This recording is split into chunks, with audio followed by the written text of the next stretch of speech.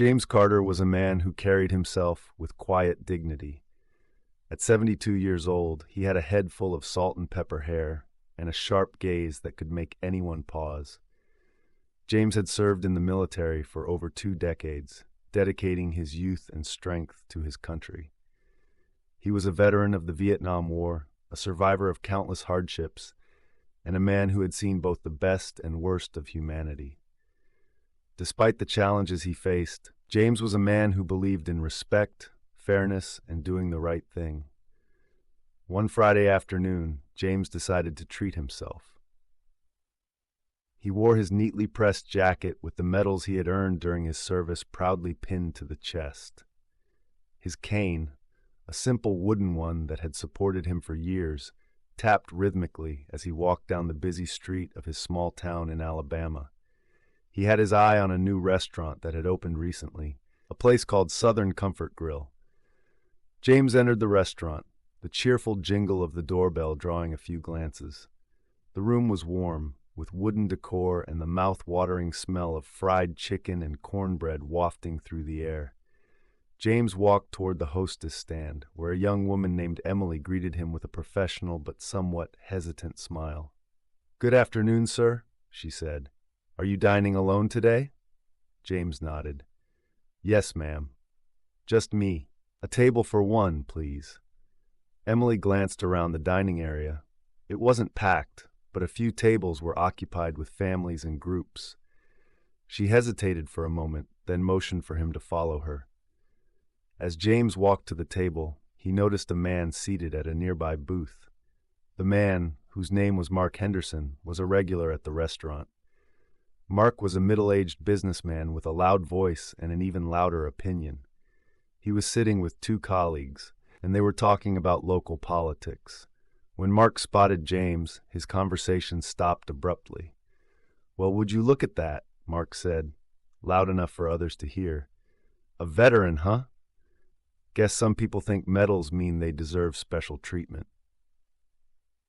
James ignored the comment. He had grown used to snide remarks over the years. He sat down at the table Emily had shown him, placed his cane carefully beside him, and opened the menu. A few minutes later, a waitress named Carla approached. Carla was in her early 40s, with a kind face and an understanding of how to handle all kinds of customers. She smiled warmly at James. "What can I get for you today, sir?" James smiled back. "I'll have the fried chicken and collard greens, please, and sweet tea to drink." "Coming right up," Carla said and walked away. As James waited, he couldn't help but notice that Mark was still talking, and his words were becoming more pointed. "Look at him sitting there like he owns the place," Mark sneered. "I bet he's going to start asking for discounts because he's a veteran." One of Mark's colleagues shifted uncomfortably. "Maybe you should tone it down," the colleague said quietly. But Mark wasn't listening. He got up from his booth and walked over to James's table. "Excuse me," Mark said, his voice dripping with mock politeness. "I couldn't help but notice your medals. You must be real proud of yourself, huh?" James looked up, meeting Mark's eyes. "I am proud," he said simply. "I served my country." Mark smirked. "Well, congratulations, but don't you think walking around with those medals is a bit much? It's like you're begging for attention." James's hand tightened around his cane, but he kept his voice steady. "These medals are a part of my life. They represent sacrifices and honor. If that bothers you, that's your problem, not mine." By now, other diners were watching. Carla, the waitress, had paused near the kitchen, and Emily, the hostess, was fidgeting at the stand. Mark wasn't done. "You know," he said, raising his voice, "people like you think you're better than the rest of us just because you fought in some war. But let me tell you something, you're no hero to me." Before James could respond, Carla stepped in.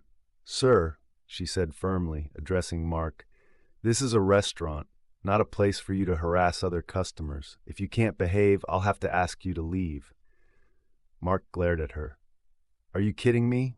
I'm just speaking my mind." "And I'm doing my job," Carla replied. "Now, please return to your table or leave." Mark huffed but walked back to his booth. The room was quiet, the tension thick in the air. James took a deep breath and looked at Carla. "Thank you," he said softly. "You don't need to thank me," Carla said. "You deserve respect." When James's meal arrived, he ate quietly, his appetite somewhat diminished. As he got up to leave, a young boy from a nearby table ran up to him. "Are you a real soldier?" the boy asked, his eyes wide with curiosity. James smiled and nodded. "I was a long time ago." The boy's mother hurried over, apologizing, but James shook his head. "It's all right," he said. He turned back to the boy. "Always remember to be kind to people, all right?" The boy nodded solemnly. As James left the restaurant, he noticed Carla watching him from the window. She gave him a small wave, and he nodded in return. That night, as James sat on his porch, he thought about the day. He had faced prejudice and humiliation, but he had also seen kindness and courage in people like Carla and the boy.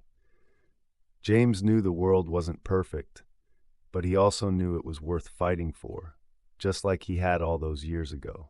And that's the story, guys. I hope you enjoyed this journey as much as I did in creating it. If you did, please don't forget to subscribe to our channel and hit that bell icon so you never miss a new adventure. And if you really loved it, share this story with your friends and family. Let's spread the word together. Thank you for watching, and until next time, keep dreaming, keep believing, and keep exploring. Hope to see you soon. Bye.